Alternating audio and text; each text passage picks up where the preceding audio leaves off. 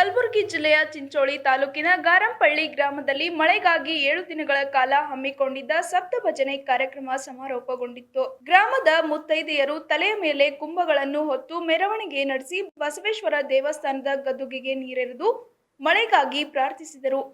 ಗ್ರಾಮದ ಭಜನಾ ತಂಡದವರು 7 ದಿನಗಳ ಕಾಲ ಹಗಲಿರುಳು ಭಜನೆ ನಡೆಸಿ ಉತ್ತಮ ಮಳೆಗಾಗಿ ದೇವರಲ್ಲಿ ಪ್ರಾರ್ಥನೆ ಸಲ್ಲಿಸಿದರು.